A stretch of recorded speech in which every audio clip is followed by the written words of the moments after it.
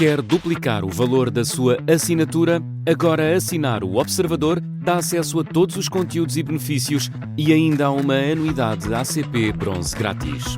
Terá vantagens que vão desde plano de saúde gratuito a descontos em combustível.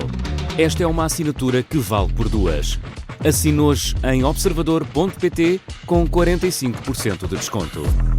As notícias.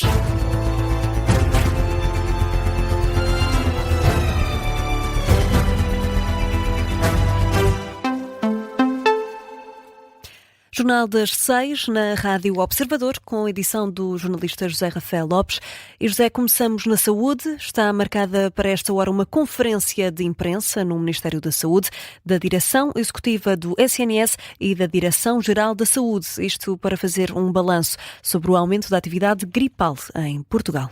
A hora marcada pelo Ministério da Saúde era precisamente às 6 da tarde. Contamos trazer-lhe em direto as declarações da Ministra da Saúde, Ana Paula Martins, bem como de representantes da Direção Executiva do Serviço Nacional de Saúde e da Direção-Geral de Saúde. Esta conferência de imprensa acontece numa altura em que Portugal está na fase epidémica de gripe, com tendência crescente. O país registra um aumento de casos confirmados, incluindo internamentos em cuidados intensivos. É um alerta que foi feito nos últimos dias pelo Instituto Nacional de Saúde, Dr. Ricardo Jorge. O patamar de fase epidémica da gripe foi atingido quase um mês antes do que era previsto e antes do que é habitual todos os anos relacionados com a questão da gripe em Portugal. O Ministério da Saúde também já tinha alertado para o expectável aumento do número de casos, bem como para a existência de uma estirpe mais forte da gripe este ano. São alertas que chegaram nos últimos dias e já daqui a pouco então temos essa conferência de imprensa marcada por parte do Ministério da Saúde, da Direção Executiva do SNS e da Direção-Geral da Saúde. Assim que arrancar, vamos em direto até ao Ministério da Saúde para acompanhar essas declarações. E José, a Presidente da Comissão Técnica Independente admite que o INEM está a falhar em quase todas as áreas. Em entrevista ao Observador, a juíza jubilada Leonor Furtado diz que o INEM está a operar fora do âmbito central. A missão de cuidar da saúde dos portugueses em situações de emergência está a ser cumprida, sim, mas há, no entender de Leonor Furtado, demasiadas deficiências. Para nós, falha em quase todas as áreas. Faz muito bem, na nossa opinião, a sua missão, que é o Serviço de Emergência Médica Pré-Hospitalar, falo razoavelmente, tem deficiências ao nível dos sistemas de informação, ao nível da articulação dos meios que estão alocados e que são subsidiados pelo INEM e, portanto, ao nível da triagem. E, para além disso, aquilo que nós notamos mais é que o INEM cresceu muito para áreas que estão fora do seu core. Leonor Furtado dá um exemplo. O INEM deveria abandonar áreas como a formação, mas não é o único, no entender desta juíza jubilada. É que essas linhas sejam fundidas em termos até de espaço, que passa a haver técnicos de atendimento juntos e em conexão, porque isso resolve problemas de tempo de passagem de chamadas, pode até imediatamente quem estiver junto do polícia que faz o atendimento, porque o 112 é em primeira linha atendido por um polícia, um agente da polícia, e o técnico da emergência médica pode passar ou perguntar ao enfermeiro que está no CODU ou até diretamente ao coordenador médico, que é aquilo que nós defendemos, que haja um coordenador médico, se efetivamente aquele caso é um caso de emergência. Nesta entrevista ao Observador, Leonor Furtado destaca ainda as falhas no tempo de resposta que o INEM tem apresentado. Uma coisa é a central única, outra coisa é a articulação que o INEM faz com os meios e com os parceiros. Portanto, aquilo que nós detectamos é que na linha de atendimento, que é o mais importante, efetivamente há ineficácias, há situações de pouca articulação e de pouco e falta de avaliação de como é que se está a fazer essa articulação. Isso tem a ver muito com o tipo de parceiros que existem, o tipo de meios que estão a ser utilizados. E essa falta de articulação depois vai impactar no tempo de resposta? Vai impactar o tempo de resposta, sim. A Presidente da Comissão Técnica Independente ao INEM, Leonor Furtado, aqui entrevistada pelo jornalista Tiago Queiro. A Presidente da Comissão Técnica pede ainda que se crie com urgência uma nova lei orgânica que recentre a missão do INEM, que é a missão do socorro de emergência a quem precisa. Neste Jornal das 6 falamos agora de Henrique Gouveia Melo. Diz que a economia portuguesa tem de ambicionar ser o mais diversificada possível, isto para evitar matar-se a ela própria. O candidato presidencial destaca também as preocupações com as pessoas e assegura que os lucros não podem ser a única força motriz da economia. Numa visita a uma fábrica de casas modulares, no Montijo, Henrique Gouveia Melo lembra que há uma guerra na Europa e que isso traz desafios. Como tal, o candidato na corrida a Belém pede mais diversidade e equilíbrio económico. Nós temos que ter visão estratégica de uma vez por todas para este país. E visão de médio e longo prazo. Porque só assim é que vamos ter uma economia verdadeiramente mais produtiva. Nós temos uma guerra na Europa que pode mudar tudo. Nós temos que começar a preocupar-nos com o que é que temos que fazer para robustecer a nossa economia e não estarmos dependentes de uma atividade única, se me permitem, de uma monocultura. Palavras de Henrique Gouveia Melo, candidato à presidência da República, no Montijo. Aqui um registro da RTP Notícias. O candidato esteve de visita a uma fábrica de casas modulares no Montijo, onde defendeu também que Portugal tem de ser capaz de se reinventar, sobretudo devido aos problemas que tem no setor da habitação. E José, o Metropolitano de Lisboa anunciou que vai recorrer da decisão do Tribunal Arbitral do Conselho Económico e Social, que rejeitou a fixação de serviços mínimos para a greve geral de quinta-feira. A empresa defende que a decisão do Tribunal tem um impacto gravoso no funcionamento do metropolitano e que compromete a satisfação e as necessidades de mobilidade das pessoas. Em comunicado conhecido esta tarde, o Metropolitano de Lisboa reafirma que é possível compatibilizar o exercício do direito à greve com a garantia de um nível mínimo de mobilidade segura e viável para quem todos os dias precisa de utilizar o metro para se deslocar. Este requerimento por parte do Metropolitano de Lisboa surge depois de o Tribunal Arbitral do SERS, o Tribunal Arbitral do Conselho Económico e Social, ter decidido não fixar serviços mínimos para a greve de quinta-feira, a greve geral de dia 11 de dezembro, uma paralisação convocada nos últimos dias que junta a CGTP e também a UGT, duas das maiores centrais sindicais de Portugal.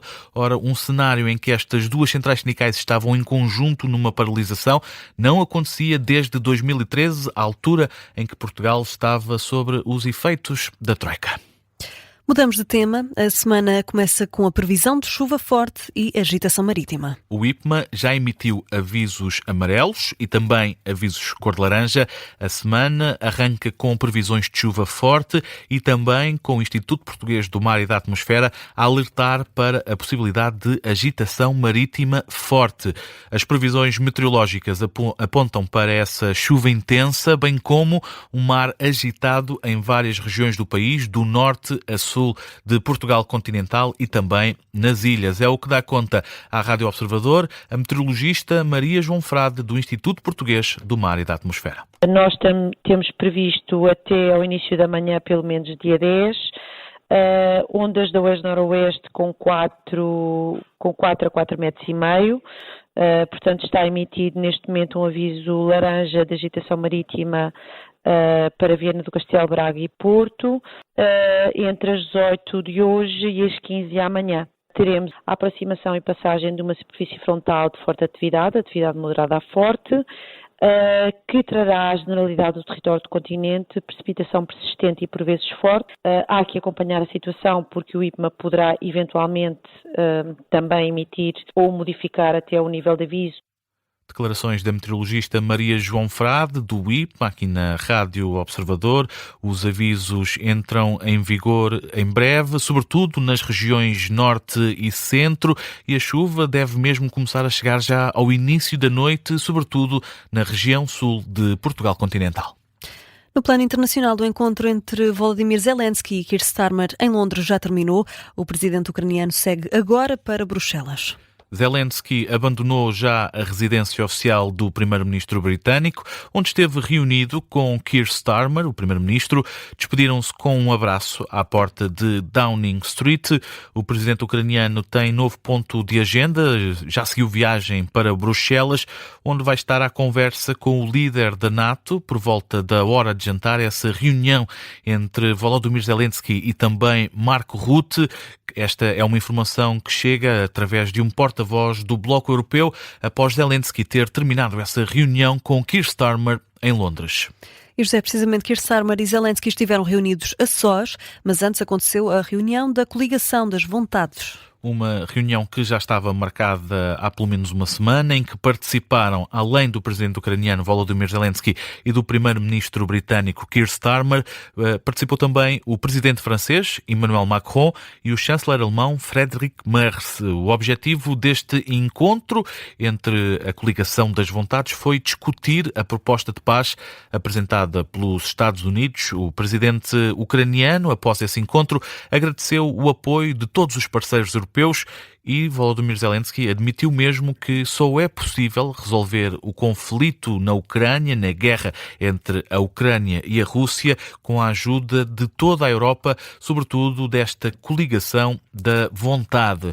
Já o chanceler alemão admitiu algumas reservas, isto ainda antes de ter entrado para esse encontro que durou menos de uma hora na residência oficial do primeiro-ministro britânico.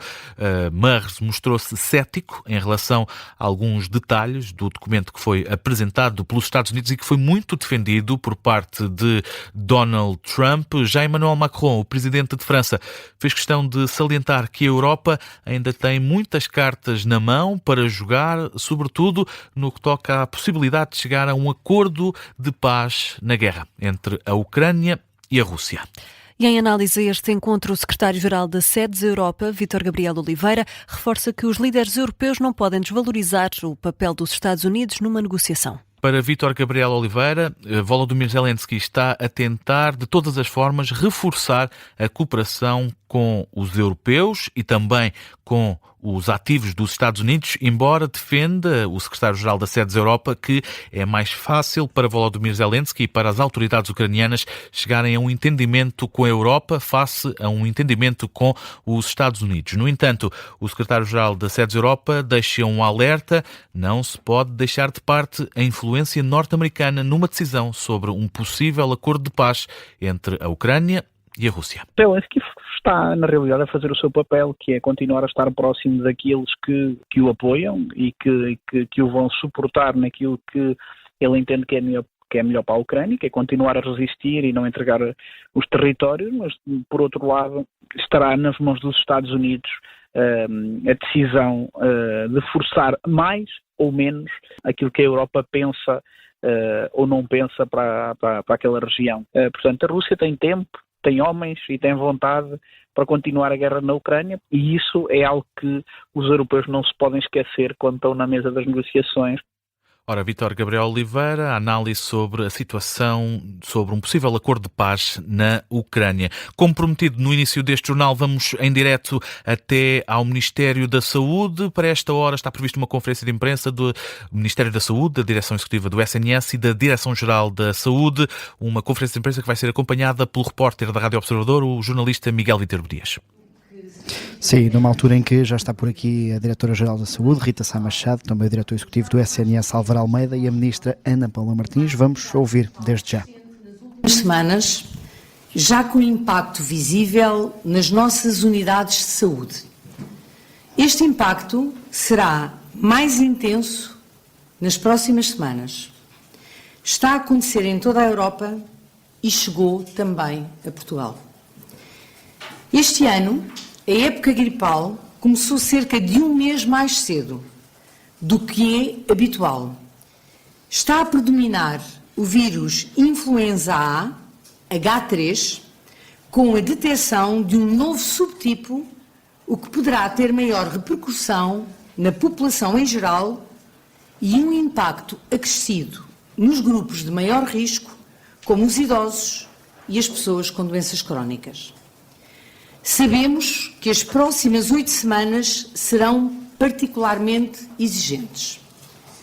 É previsível um aumento da procura nos serviços de urgência, nos serviços de urgência hospitalar, nos centros de saúde e na linha SNS 24. Sinais que, aliás, já começamos a observar. Perante este contexto, o Ministério da Saúde está a seguir o seu plano de resposta sazonal para o inverno, que define medidas para reforçar a capacidade de resposta do Serviço Nacional de Saúde durante os meses de maior pressão. Este plano enquadra planos locais de contingência que cada unidade local de saúde e cada Instituto Português de Oncologia elaborou, de acordo com as orientações da Direção-Geral da Saúde e da Direção Executiva do Serviço Nacional de Saúde. Estes planos estão organizados em níveis de contingência, permitindo ajustar a resposta à evolução da procura e garantir uma atuação coordenada em todo o país. Posso assegurar que as nossas instituições estão preparadas e articuladas, desde os hospitais e centros de saúde, ao INEM, à Direção-Geral da Saúde e ao Instituto Nacional de Saúde, Dr. Ricardo Jorge, e à Direção Executiva do Serviço Nacional de Saúde, para dar a melhor resposta possível aos portugueses, desde a prevenção até ao tratamento. A Direção Executiva, está aqui o Sr. Diretor Executivo connosco, terá um papel determinante em todo este processo, cabendo-lhe a missão de garantir a gestão do trabalho em rede entre as unidades locais de saúde, que é uma condição essencial para garantir a melhor resposta nesta fase, repito, de muita exigência para todos os profissionais do Serviço Nacional de Saúde. É também à Direção Executiva que cabe monitorizar a resposta das unidades de saúde de acordo com os seus planos de contingência. E é por isso de esperar que sempre que atingirmos uma pressão significativa nos serviços de urgência, sejamos obrigados a parar a atividade cirúrgica, mantendo sempre as cirurgias urgentes e as cirurgias oncológicas, como é natural. Também estamos desde há 1 ano e meio e em articulação com o Ministério do Trabalho e Segurança Social a disponibilizar mais camas em lar, estruturas residenciais para idosos e em cuidados domiciliários. O programa Apoio Domiciliário Mais Saúde abrange neste momento mais 150 pessoas em 5 distritos do país e todos os dias disponibilizamos mais camas sociais e de apoio ao internamento hospitalar.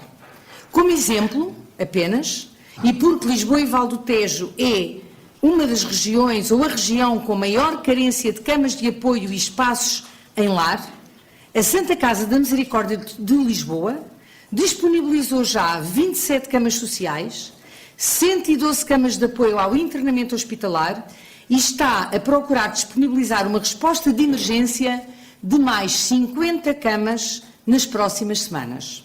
180 camas nos próximos dias, que procuraremos que sejam mais nos próximos 2 meses. No domínio da prevenção, a vacinação contra a gripe continua a ser a medida mais eficaz. Até ao dia 30 de novembro, já tinham sido vacinadas 2.297.551 pessoas, mais 139.386 do que no mesmo período de 2024, com uma elevada cobertura nos grupos de maior risco. Aproveito para reforçar o apelo. Quem ainda não se vacinou e faz parte dos grupos prioritários, faça-o o quanto antes. A vacina é gratuita para os grupos prioritários e está disponível nos centros de saúde e nas farmácias aderentes. Existem unidades de vacinação por todo o país, com fácil acesso e que garantem a todos os cidadãos prioritários a vacinação de forma simples e sem pagar nada. Além da vacinação, há medidas simples e eficazes que todos podemos adotar. Usar máscara em espaços fechados ou quando se apresentam sintomas respiratórios. Proteger-se do frio e cuidar especialmente dos mais velhos e dos mais vulneráveis. Contactar primeiro a linha SNS 24, 808 24 24 24 ou o seu centro de saúde, sobretudo para quem tem médico de família, antes de recorrer à urgência. E reservar os serviços de urgência hospitalar para as situações efetivamente urgentes. As respostas nos centros de saúde e nos atendimentos complementares devem ser usadas para a doença aguda, que não é urgente, assim como a linha Saúde SNS 24. Assim, irão ser alargados os horários dos centros de atendimento clínico, os centros denominados como CAC e os serviços de atendimento clínico denominados como SAC. Se cada um de nós cumprir estas orientações, o Serviço Nacional de Saúde poderá responder melhor e mais rapidamente a quem precisa. E temos sempre de nos preocupar, nestes momentos de maior stress dos serviços de saúde, que temos escassez de profissionais e que o sacrifício que fazem, fruto do seu dever e missão, vai, nestas alturas, muito para além do habitual. Por isso, protegermos a nossa saúde é também proteger os nossos profissionais de saúde de situações de sobrecarga e de exaustão. O INEM também reforçou a sua capacidade de resposta pré-hospitalar, para garantir atendimento dentro dos tempos preconizados, e foram ativados novos protocolos PEM na margem sul e em Lisboa, que são ambulâncias dedicadas, bem como solicitado o reforço de ambulâncias de reserva junto da Liga dos Bombeiros Portugueses e da Autoridade Nacional de Emergência e Proteção Civil. Caros portugueses e portuguesas, o desafio que enfrentamos é coletivo. Embora seja um fenómeno habitual todos os anos, este ano a gripe está a surgir mais cedo e com um potencial para um impacto maior do que em épocas anteriores. À medida que se aproxima a época festiva, um tempo de convívio e de proximidade entre famílias e amigos, é importante que todos mantenhamos uma atitude de calma e de responsabilidade. Pequenos gestos como proteger os mais vulneráveis, adotar medidas de prevenção e cumprir as orientações de saúde pública fazem a diferença para passarmos este período em segurança e com a alegria que todos merecemos. Com a organização do sistema de saúde, prevenção e, como já referi, responsabilidade individual e coletiva, conseguiremos atravessar estas semanas com serenidade e garantir que a resposta do Serviço Nacional de Saúde chegue a quem precisa a tempo e horas. O Ministério da Saúde ativou uma task force, tal como fez no inverno passado, de que fazem parte a Direção Executiva do Serviço Nacional de Saúde, a Direção-Geral de Saúde, o Instituto Nacional de Saúde, Dr. Ricardo Jorge, o Instituto Nacional de Emergência Médica e a linha Saúde 24, para diariamente avaliar a situação e ir tomando as medidas necessárias para minimizar os impactos negativos das próximas semanas. Este ano, por maioria de razão, como já referi, começaremos mais cedo, 2 semanas mais cedo, a ativação desta Task Force. Estamos a postos, estamos prontos, mas reforçamos a mensagem principal. Contamos com todos os portugueses e portuguesas para esta travessia das próximas semanas, que acreditamos ter a vossa colaboração.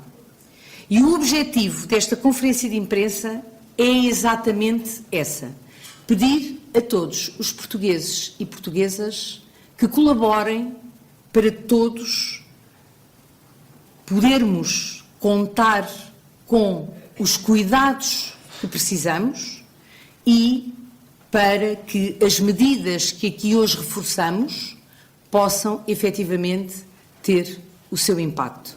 Muito obrigado pela vossa atenção.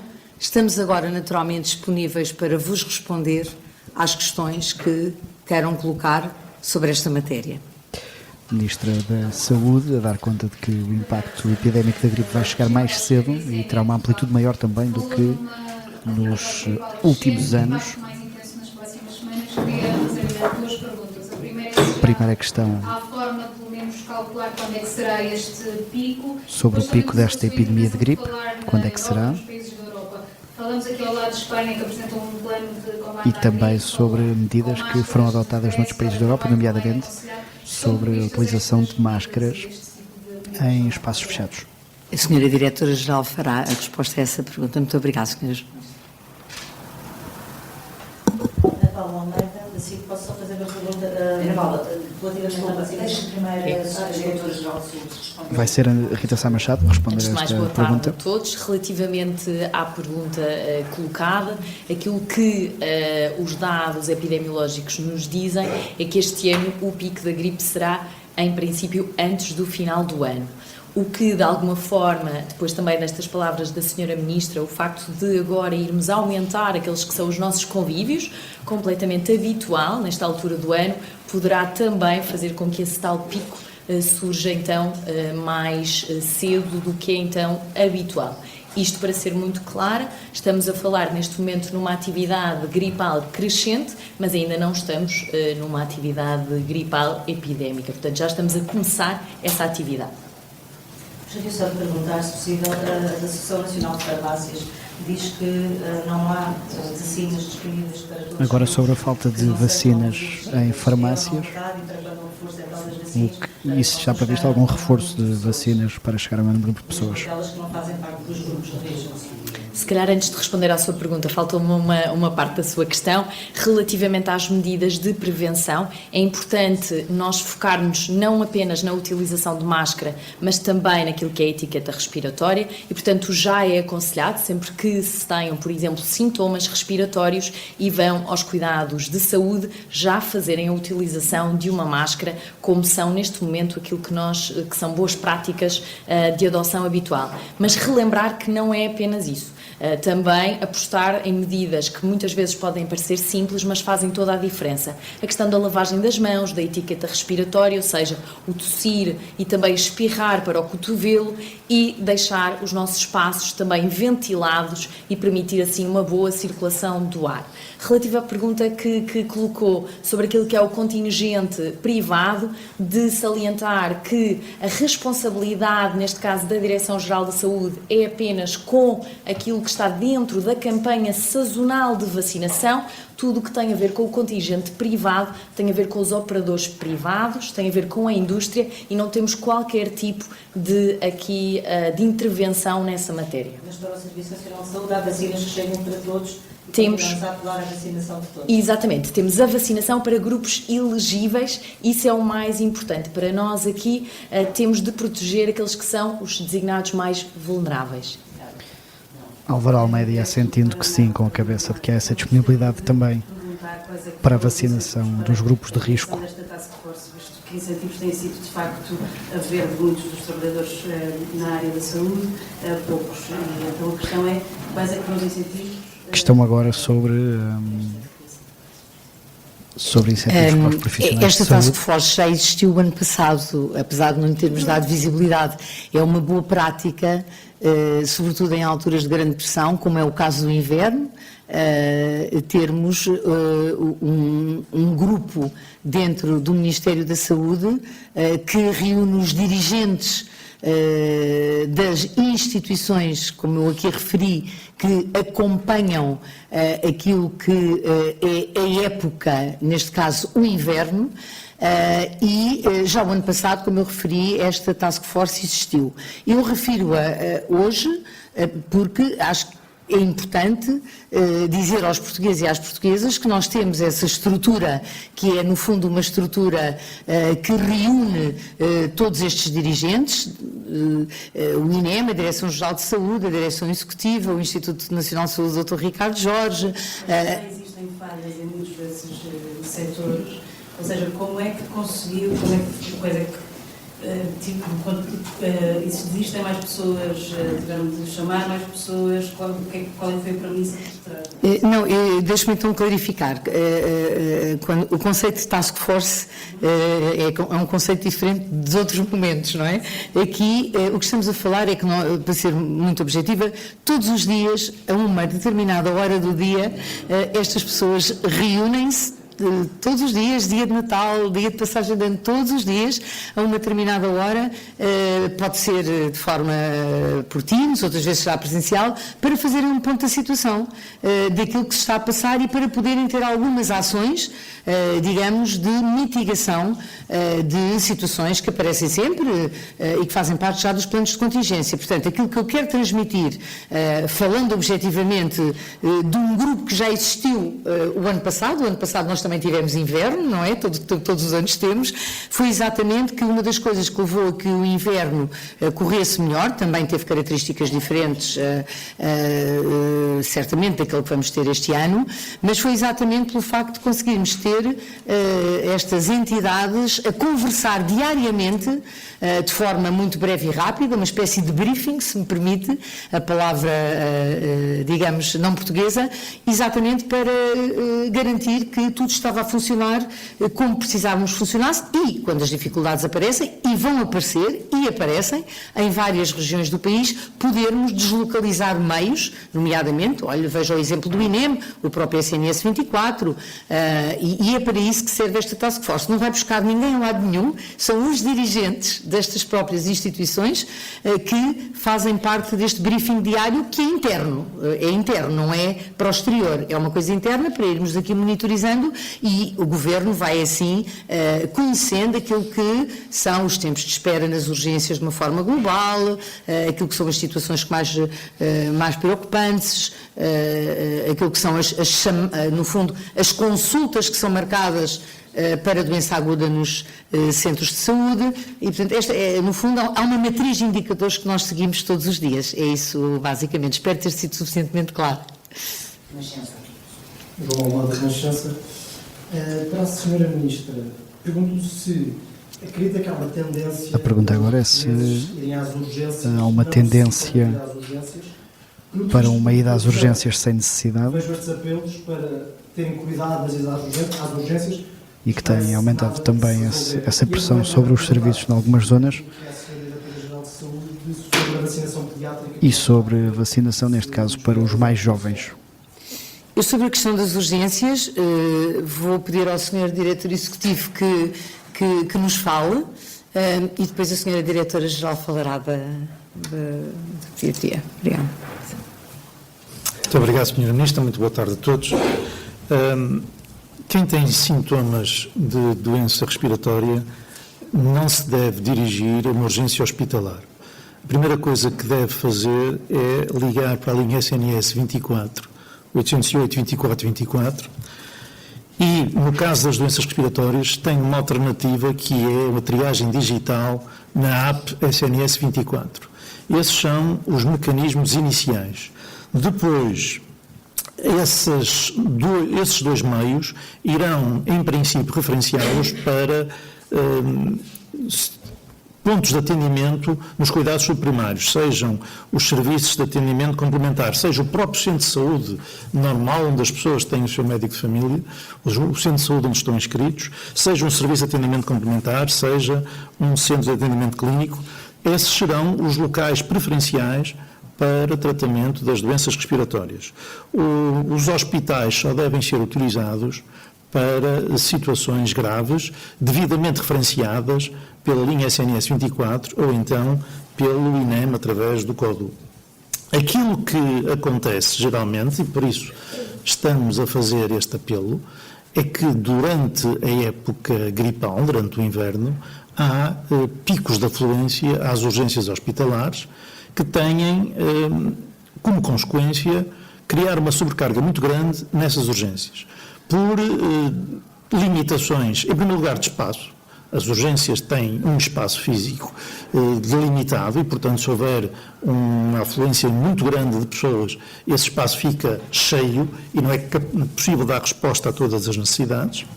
E segundo, também por limitações de recursos humanos que são sempre limitados e, portanto, quando há estes picos, devemos evitar dirigir-se a uma urgência hospitalar. E por isso é que fazemos estes apelos regularmente todos os anos. Fazemos todos os anos, porque todos os anos o problema repete-se, mas não é um problema que tenha uma solução estrutural, porque a solução estrutural seria ter urgências com o triplo do tamanho, com o triplo das pessoas, que não é viável manter permanentemente assim.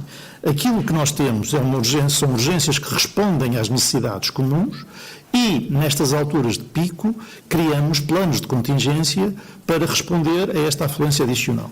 Todos os hospitais têm esses planos de contingência para reagir, nomeadamente através do aumento, do reforço das equipas que estão nas urgências, do reforço da capacidade de internamento, da deslocalização para os centros de saúde de muita atividade, nomeadamente através do alargamento de horários dos centros de atendimento complementar e dos próprios centros de saúde, e por isso é importante que todos os portugueses que tenham problemas de foro respiratório sigam estes passos, não se dirijam a uma urgência hospitalar, comecem por ligar para o SNS 24 ou contactar o seu centro de saúde. Já agora, desculpa. Sobre a vacinação pediátrica. Relativamente à vacinação pediátrica, como todos sabem, foi uma campanha que se iniciou este ano enquanto recomendação formal, portanto aos bebés entre os 6 meses e os 2 anos, e também uma recomendação mais alargada até os 5 anos de idade, e aquilo que conseguimos ver é que temos já uma cobertura aproximadamente de 35%, quase, portanto nos 33%, 1/3 dos nossos bebés já foram imunizados, o que para uma primeira campanha é um número altamente positivo. De salientar também que não circulam apenas, ou não circula apenas o vírus da gripe em Portugal, temos outros vírus respiratórios também, temos o vírus sincicial respiratório, como também já é conhecido de todos, e aquilo que vemos é que o vírus sincicial respiratório este ano está-se a atrasar um pouco, ou seja, ainda não começou, a gripe começou mais cedo do que o vírus sincicial respiratório, mas a boa notícia é que os nossos bebés mais em risco, 40.000, já foram imunizados com o anticorpo exatamente do vírus sincicial, neste caso contra o vírus sincicial respiratório. Luís, o da Blue Magazine, eu gostaria que me esclarecesse se a Task Force é só para a gripe ou também para o Covid? Este grupo é um grupo que que faz o acompanhamento de todo o período de inverno. É para tudo, não é? Ou seja, é para, com uma matriz de indicadores, como eu disse, acompanhar não só indicadores de natureza, digamos, viral, portanto, todos os vírus que estiverem em circulação, e à medida que vamos, através da vigilância epidemiológica e laboratorial, vamos sabendo qual é a variação dessa distribuição ao longo do tempo, mas também tem nesta matriz indicadores como o número de internamentos em unidades de cuidados intensivos associados a infecções respiratórias, o número de urgências nas várias tipologias da triagem de Manchester, o tempo tempo médio que naquela semana, são indicadores semanais, portanto, os tempos de espera até à primeira observação, os tempos de permanência, enfim, são vários indicadores da atividade assistencial, mas também da atividade, como foi há pouco dito, preventiva, nomeadamente a cobertura vacinal e, também não menos importante, eu há pouco referi esse aspecto porque ele é relevante, porque há aqui uma espécie de princípio de vasos comunicantes, que é o facto de nós precisarmos, como sabem, de fazer o nosso maior esforço para todos aqueles que são cidadãos que já não precisam de estar no hospital e que têm indicação para poder ter cuidados domiciliários ou cuidados em lares, ou um espaço nos lares, ou até na Rede Nacional de Cuidados Continuados Integrados, poderem, de facto, ter essas vagas e, dessa maneira, libertarem camas dentro dos hospitais que tanta falta nos fazem, sobretudo nestas alturas de maior pressão, para que não tenhamos, como eu disse há pouco, quando a pressão é muito grande, de ter que tomar outras decisões relativamente à atividade cirúrgica menos urgente. Por isso, este grupo, aquilo que se ocupa é de diariamente e depois semanalmente há de facto relatórios internos, é de olhar para todas estas, digamos, estas variáveis. Não olha especificamente para a parte só virológica dos vírus em circulação. Olha para todos os indicadores. Tenho uma segunda pergunta relativamente à vacinação, não sei se me permite, é relativamente à mutação dos vírus e as novas vacinas. As vacinas que estão a ser administradas cobrem essa situação? As pessoas sentem-se seguras? Agora, sobre as vacinas que têm sido administradas e sobre o efeito ou a eficácia que poderão ter. Eu penso que, em resposta a essa pergunta, já mais de 2,3 milhões de portugueses e residentes em Portugal já se vacinaram para, neste caso, para a gripe e, portanto, é importante exatamente nós continuarmos este ritmo vacinal que tem sido francamente positivo. Aquilo que nós sabemos é que a vacina atual, e ainda não temos os chamados estudos de efetividade, ou seja, nós sabemos como é que as vacinas funcionam no laboratório, todos os anos, e depois precisamos de perceber como é que elas funcionam na nossa população. O que é que nós sabemos a priori? Sabemos que esta é portanto, temos vários vírus da gripe em circulação, sabemos que a vacina contempla vários vírus da gripe, sabemos que o ano anterior esta estirpe em particular não era a predominante e, portanto, isso tem influência na manufatura, mas não sabemos se existe algum tipo de reação cruzada. Ou seja, se o facto de nós termos alguma imunidade, de termos tido contacto com este estirpe, e não com esta estirpe K, mas com este subtipo ao longo do tempo, nos dá também aqui algum reforço da nossa imunidade e que cruza com algum tipo de vacina. Portanto, esta é uma resposta um pouco mais complexa do que aquilo que se calhar pretende, mas a minha mensagem muito clara: é seguro, é importante e por isso mesmo é relevante continuarmos a vacinar para nos dar aqui proteção, não apenas para o H3N2, mas sobretudo para todos, neste caso, os vírus da gripe que nós sabemos que podem estar em circulação. Não é apenas um que está em circulação. Usa a Agência Lusa. Boa tarde, Sônia Venceslau da Agência Lusa. Queria saber, tendo em conta que as pessoas mais idosas fazem parte do grupo de risco, não é? Se para as pessoas idosas que estão em lares, se há algum plano acionado exatamente para garantir a vacinação destas pessoas e havendo, qual é neste momento a cobertura, portanto, quantas pessoas é que já foram vacinadas? Relativamente às pessoas que estão neste caso, nas ERPs, portanto, nos estabelecimentos residenciais para idosos, foram as primeiras durante a nossa campanha de vacinação a serem vacinadas, e aquilo que nós conseguimos ter, e aqui é um valor também dispar, diria eu, de todo o país, mas em média nós sabemos que a população acerca com mais de 85 anos já passámos os 75% da cobertura vacinal, o que é um número bastante positivo. Também ao longo do tempo. Mas nós sabemos também que nas ERPs não temos apenas as pessoas com mais de 85 anos. Portanto, também olhamos que a nossa faixa etária seguinte também já temos um número, e quando eu digo um número confortável, significa que já conseguimos também ultrapassar os 70% da vacinação. Portanto, aquilo que se crê é que houve um esforço muito significativo de todos os profissionais de saúde para realmente fazerem do seu foco a imunização e aqui a vacinação primordial destas populações que estão nos estabelecimentos residenciais. Também já agora uma última mensagem para dizer que existem neste momento também já medidas e aqui já pensado para realmente aumentar aquilo que são as medidas de prevenção e controlo dentro destas estruturas.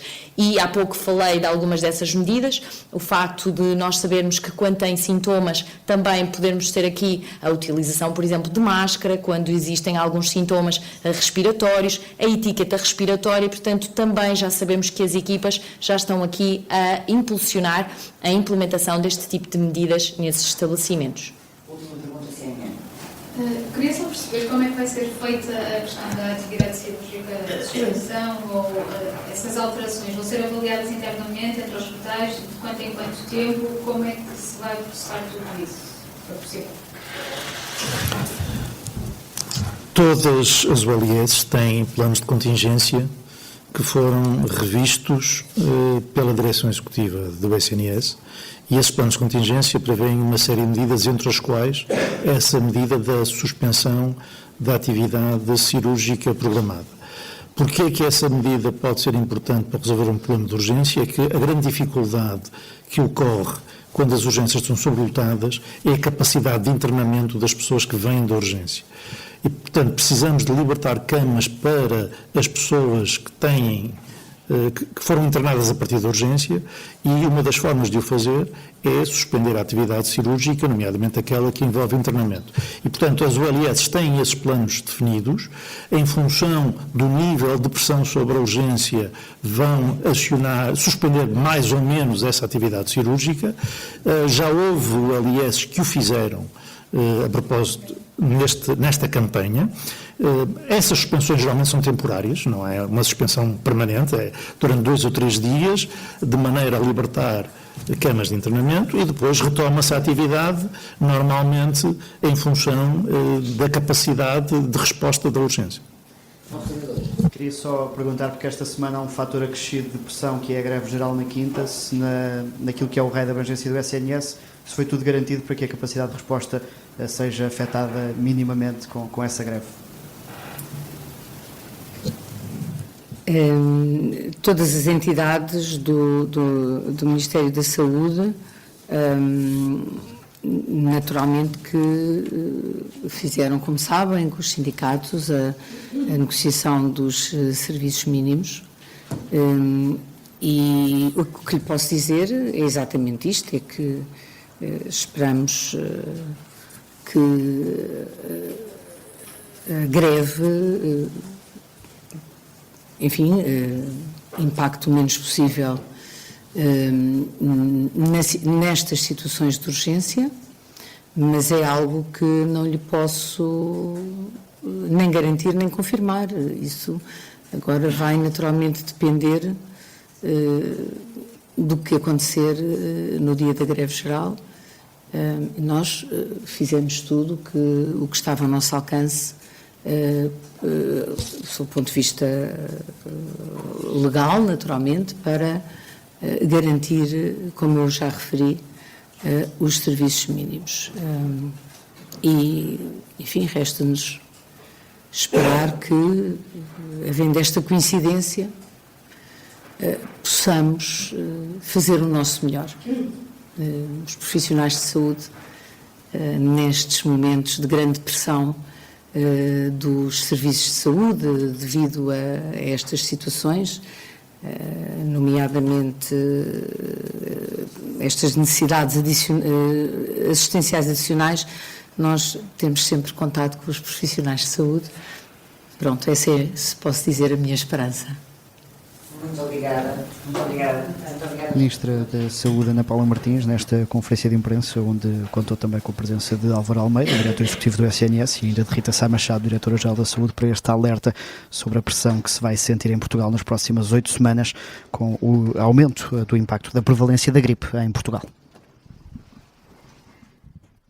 O jornalista Miguel Vítor Dias, que esteve a acompanhar esta conferência de imprensa, escutámos na íntegra as declarações da saúde com esses alertas para o surto de gripe, e é desta forma que fechamos o Jornal das 6.